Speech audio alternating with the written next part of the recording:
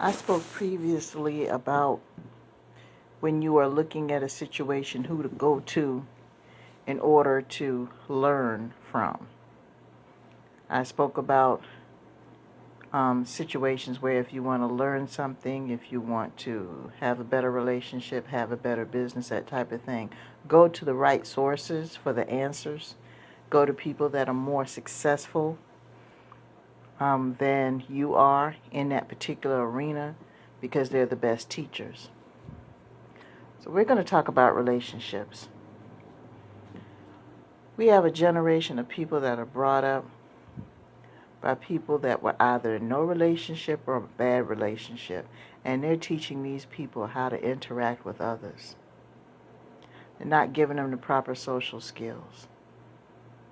Whether it's a two-parent household or a one-parent household, if that level of respect is not there, then there's going to be a problem. Because children pattern what they see. I was always told when I was little, don't do as I say. Don't do as I do, do as I say, because I said so. But the truth of the matter is, kids pattern what they see. They mimic what they see. And sometimes it's to the point where they think it is normal. Then they grow up and get out into the real world and realize what they were raised up with was totally wrong. I was one of those people. And I had a hard time trying to develop decent relationships with people because I was thoroughly confused. I was like, wait a minute. You mean to tell me y'all didn't do so-and-so like they did so-and-so at home? And then to turn around and have these people tell me I was wrong, that's a rough way to adjust. As I stated in another audio, the words I don't know are probably the three most dangerous words in the entire English language, and it doesn't matter what culture you're in. It seems like a grown person is totally incapable of saying those words. They would rather fabricate and rationalize and deflect instead of simply saying, I don't know. I am learning in my older years that I will not give advice on a situation I don't know anything about. Period. I'm not doing it. And another thing I'm not going to do is I'm not going to sit up here and allow myself to be spiritual janitor to anybody. I'm not going to allow myself to be anybody's dumping ground because I deserve better than that. It took me many years to develop self-esteem. And in order for you to develop self-esteem, you're going to have to learn to say no, and you're going to have to set boundaries.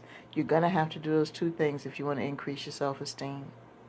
And once you do that and start figuring out who you are and realize that you're not that bad of a person, that you actually like yourself, oh wow, how about love yourself?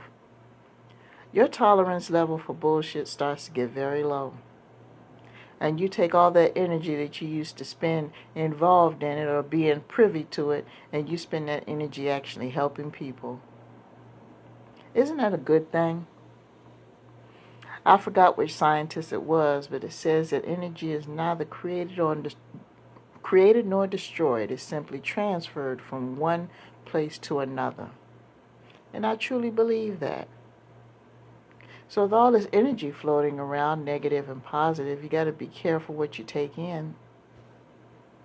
And let's not get hung up as to where the energy is coming from, what the source is. The fact is that the energy exists. Start to spend your time a little bit more wisely. Start to build those relationships. The world has told people that all they have to do is get a whole bunch of stuff and they'll be happy. Talk to the billionaires and talk to the people who have broken families that are worth millions. Talk to the people that are going through divorces and their children are going to and fro. But they're worth millions. They're famous. They have this going on. They have that going on. They're everywhere and everything to everybody except the people in their own home. Some people can't deal with that.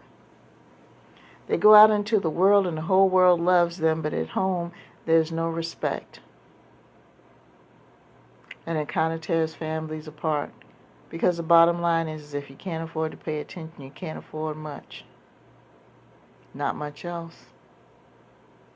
So don't let people tell you that life is about getting a whole bunch of stuff or achieving such an educational status, because it's not.